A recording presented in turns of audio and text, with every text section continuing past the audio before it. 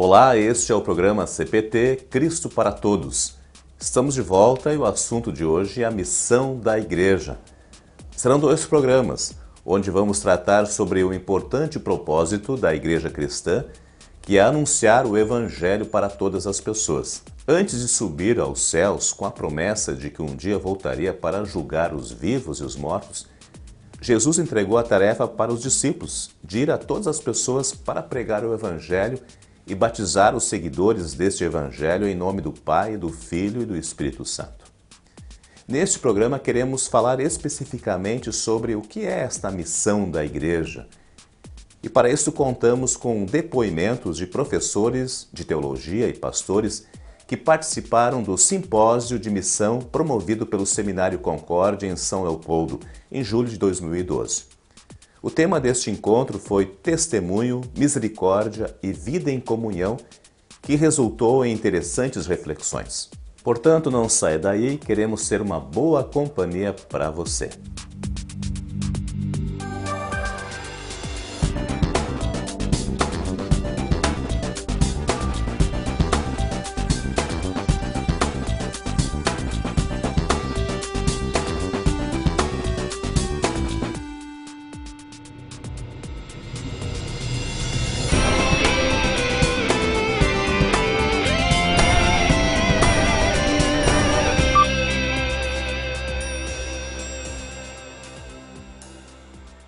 Todas as empresas têm ou deveriam ter uma missão, um objetivo. Da mesma forma, as igrejas têm uma missão, que é levar a todas as pessoas a mensagem do Cristo Salvador. Missão significa ter um objetivo ou cumpri-lo. Qual seria a missão dos cristãos? Misión en sí es algo en la cual en la iglesia, como personas, sea que somos laicos o sea que somos pastores, toda la iglesia se encuentra en lo que popularmente llamamos la misión. Porque donde un cristiano se encuentra, habla de su fe. Donde un pastor predica, habla de la fe. Y donde otro escucha de Cristo y el crucificado, ahí, en ese momento, se encuentra el Espíritu Santo obrando por las palabras de uno. Es misión. La iglesia, por cada predica del pastor, allí la misión. Donde un laico se encuentra hablando a hija, madre a hija, compañero de trabajo a otro compañero, amiga a amiga, y donde hable de Cristo, allí se encuentra a Cristo. El cumplimiento de esa, Cristo para todas las naciones, siempre ha dicho, trayendo Cristo a las naciones. Y eso es por vocación. Pero no dejamos uno solo hablar de Cristo. También queremos que aquella entra en la vida con Cristo. ¿Cómo lo hace? En comunidades que llamamos congregaciones e iglesias, donde Cristo ha prometido estar en servirnos por palabra y sacramento y discipularnos em lo que é a fé cristiana. Do meu ponto de vista, a maior necessidade que o ser humano tem é estar em paz com Deus. Quando o ser humano está afastado de Deus, ele se sente completamente infeliz. E se nós cristãos temos uma mensagem relevante, se nós cristãos sabemos que Cristo nos salvou, que Ele nos perdoa, e através dele nós temos o acesso ao Pai, nós temos novamente a paz com Deus, então nós não podemos nos calar. E quem conhece a mensagem da salvação é preciso compartilhá-la, porque é a mensagem mais importante que existe. O grande fator é que nós temos uma mesma mensagem para levar. Aí não importa as características do local, não importa o que nós fazemos ou deixamos de fazer, os nossos dons que Deus dá de uma maneira muito diversificada para cada um de nós. O que importa é a missão que nós temos, que é que Jesus deixou de ir e pregar o Evangelho a todas as pessoas. O que é a igreja hoje? Se a igreja não prega o Evangelho, não projeta esse Evangelho em atos de misericórdia e não vive em comunhão, ela não é igreja.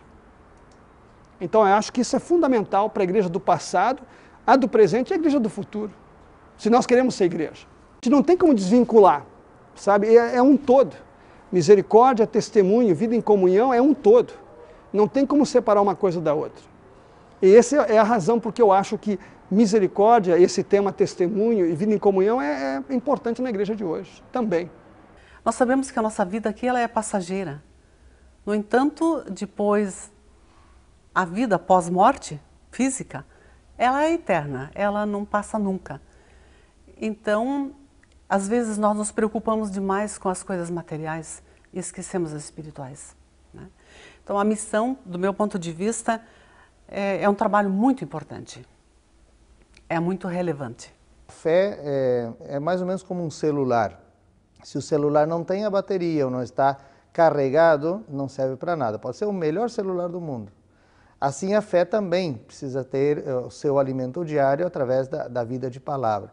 Que não é só o culto. Aí eu acho que é uma das doenças que a gente enfrenta como igreja, onde as pessoas às vezes se sentem muito bem em escutar uma mensagem num culto, mas não tem o manejo diário da Bíblia como palavra de Deus. Então, as pessoas elas precisam se dedicar ao estudo da palavra, a leitura constante da Bíblia. É muito importante porque, através disso, através dessa leitura, desse contato diário e constante com a palavra de Deus, você cresce na fé. E quanto mais você cresce na fé, você percebe a situação difícil em que muitas pessoas se encontram porque elas estão sem Cristo ainda. Então brota aquele desejo que o Espírito Santo desenvolve na gente, né? Brota aquele desejo de que essas pessoas alcancem a mesma graça que você alcançou. La misión en sí, o lo que aprendemos de la empresa, es quizás enfocarnos un poco. Quizás en área de visión queremos decir, mira, nosotros vamos a limitarnos a dirigir nuestra atención como iglesia a trabajar con jóvenes, o trabajar con personas con discapacidad, o trabajar con los ancianos. Y de ahí ya tener una misión. Con ellos vamos a trabajar en tal manera. Pero esa obra siempre de cuidado, de misericordia, necesita tener junto el testimonio de Cristo. Es decir, cuidamos a uno en cuerpo, siendo la necesidad que sea, pero siempre conjunto poder tener libertad de hablar de Cristo, su amor, el perdón de pecado nos da, para que servimos la persona integral, es decir, la persona entera, como Cristo hizo. Nos hizo, así que Él preocupa por nosotros en cuerpo, tanto como en espíritu. Em Mateus 28:19, Jesus diz: "Ide por todo mundo e pregai o evangelho a toda criatura." Como eu posso fazer isso? Existe um método infalível? Como eu posso falar às pessoas, inclusive aquelas que eu não conheço, sobre Jesus? Sí, hay, pero no depende de nosotros.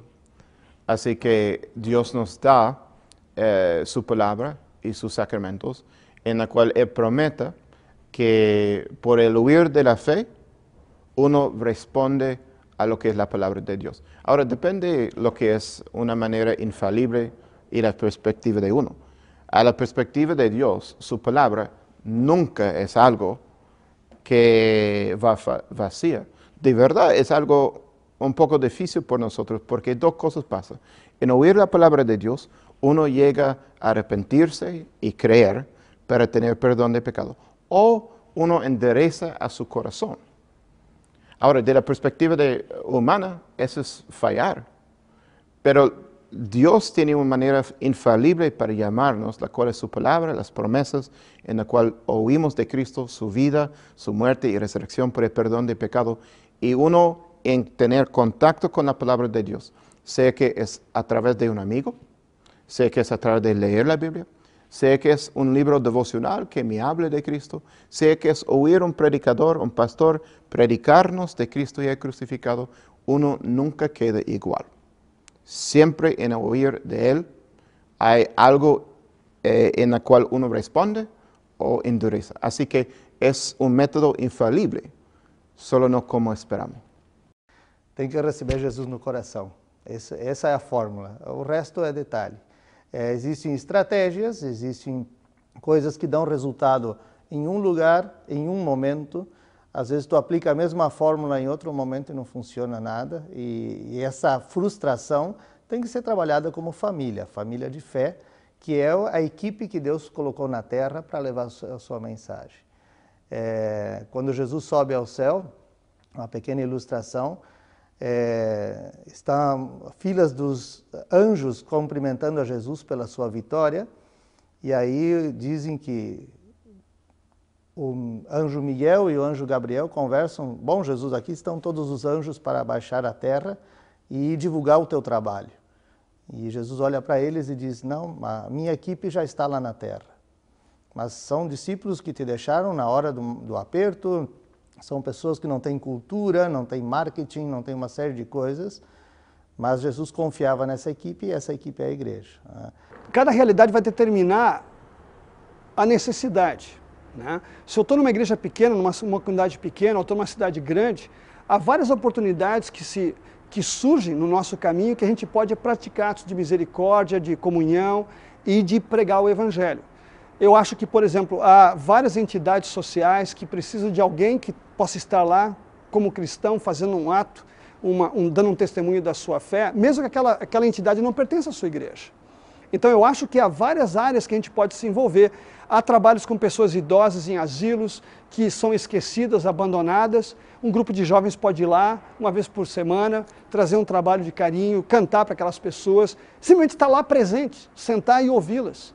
É um ato de misericórdia, é um ato de amor, não misericórdia coitadinho, mas é um ato de dizer assim: eu estou aqui porque eu sei o que Cristo tem feito por mim e Ele quer que eu faça isso por você também. Puxa, e os meus vizinhos, será que conhecem? Então nós fizemos o censo religioso em toda a rua, né? E a partir daí fiz uma pesquisa com quem gostaria de conhecer melhor a verdade bíblica, a palavra de Deus, né? E foi impressionante o grande número de pessoas que queriam ter um conhecimento maior. E com essas pessoas, então, eu passei a trabalhar esse Projeto Filipe. O Projeto Filipe é muito simples, mas ele perpassa toda a Bíblia, desde a criação, a queda em pecado, a nossa salvação, né? Então ele perpassa toda a Bíblia. As pessoas ficaram muito felizes. Elas continuaram nas igrejas às quais elas já pertenciam, mas elas passaram a ter um conhecimento, uma clareza maior. É impressionante o pouco conhecimento que as pessoas têm às vezes a respeito da salvação. Em um mundo com tantas religiões, tantas culturas, línguas e costumes diferentes, o desafio de testemunhar é grande. São Francisco de Assis disse: fale sempre de Cristo e, quando precisar, use palavras. Nós, cristãos, somos observados a todo momento e, mesmo sem saber, estamos testemunhando. Não deveríamos ser cristãos apenas nos finais de semana, mas será que nossos atos revelam nossa fé? A gente tinha um terno de fim de semana, né? Então a gente botava aquela roupa aí no culto, aí chegava de volta do culto, tirava o terno e pendurava lá no nosso armário, né? E guardava, tirava de novo do armário no domingo para ir no culto, botava aquela roupa. Então muita gente vive o seu cristianismo dessa forma, né? Quer dizer, ele vai no culto ao domingo, ele bota a roupa dele de culto, volta para casa, ele não é mais cristão. Essa distinção entre a vida cristã na igreja e fora da igreja não existe na Bíblia. Nós somos cristãos sempre. O cristianismo é algo que faz parte da sua vida. Uma coisa interessante, a gente às vezes tem essa tendência como ser humano de dizer assim: essa pessoa é mais cristã, essa pessoa é menos cristão, né? Ou menos cristã. Não existe isso na Bíblia. Sabe, ou você é cristão ou você não é cristão. A Bíblia não fala de meio termo. No meu cristianismo eu vou ter altos e baixos. Por quê? Porque eu continuo sendo uma pessoa pecadora, eu tenho dificuldades na minha relação com as pessoas. Mas aquilo que eu sou, eu vou ser sempre. Então não importa se eu vou na igreja no domingo ou se eu estou em casa, eu continuo sendo cristão. Se eu estou no trabalho, eu continuo sendo cristão. Hay una puerta abierta. Dios usa nuestra vocación, usa a nosotros donde estemos, seamos que somos padres, parejas, novios, alumnos, pastores. Dios nos coloca precisamente donde nos quiere y Él abre la puerta. Así que no depende de que yo tengo que encontrarlo. Sí necesito orar que Dios, uno, abre mis ojos. Segundo, me da el coraje. Y tercero, me da el amor para hablar de Él. Pero que depende de mí, no tanto. Porque a través de esa misma palabra que uno dice, el Espíritu Santo acompaña e obra no coração de outro. Eu me dedico a esse trabalho porque a graça de Deus foi tão grande comigo, eu conheci, né? Eu encontrei, eu fui encontrada por Cristo, né? E isso eu não posso guardar dentro de 4 paredes. Essa mensagem eu preciso divulgar. É uma questão inerente ao ser humano. Para mim não existe nada mais precioso do que poder fazer esse trabalho de compartilhar a mensagem da salvação. E eu agradeço a Deus por todos os dias de vida que Ele está me dando ainda, para poder continuar trabalhando. E vou fazer isso até o fim da minha vida, né? Até o dia em que eu estiver lá, naquela sala de banquete de Deus Pai, sabe? Compartilhando com todas as outras pessoas essa bênção, né? Eu acho que é importante ressaltar que o mundo pós-moderno em que nós vivemos, existem muitas pessoas tentando trazer atos de misericórdia, né? Ajudar as pessoas em dificuldades. E isso é natural, que a gente quer sempre ajudar uma pessoa que está passando por dificuldade, mas a ênfase do ato de misericórdia cristão não é simplesmente de fazer o bem pelo bem, mas a razão que me motiva a fazer o bem por aquela pessoa é o amor de Cristo por mim, não só por mim, mas por aquela pessoa. Então, como nós vivemos num mundo em que as pessoas mais e mais querem fazer a diferença no mundo, não apenas como cristãos, eles querem colaborar com as coisas que estão no mundo, nós como cristãos temos um papel importante de não somente fazer um ato de misericórdia, no sentido de ajudar e ter compaixão, mas trazer o conteúdo dessa compaixão. E esse conteúdo é Cristo. Misericórdia sem testemunho de Cristo é sem misericórdia. É decir, quando não damos testemunho de Cristo e servimos a uno em qualquer necessidade física, é obra social. É divorciada de quem somos como cristianos. Porque a diferença entre misericórdia e obra social é que o cristiano, a cristiana, tem plena liberdade de dizer àquele que está servindo el porquê te sirvo. Ahora, no con condiciones que te ayudo, no es lo hago si tú vas a la iglesia, ese no es de cristiano, porque el amor de Cristo es incondicional, sin interés. Así que el cristiano ayuda a otro libremente, sin condiciones, pero siempre tiene plena libertad. Dar testimonio de Cristo, es decir, poder decir, yo te ayudo porque Cristo ama a mí y ama a ti también. Así que el cumplimiento de misión no es hablar de Cristo ahora, no es llenar nuestra iglesia, es aquel día cuando Él devuelve por nosotros para estar con Él, cuando podemos todos estar congregados alrededor del trono y visiblemente celebrar a nosotros en la presencia de Él con miles de personas de todas tribus, lenguas y pueblos. Misión. Conforme o último censo do IBGE, os números dizem que o Brasil é nominalmente 86,8% cristão. 3,2% são de outras religiões, 2% do espiritismo e 8% sem religião. Entre estes, 615 mil brasileiros que se declaram ateus.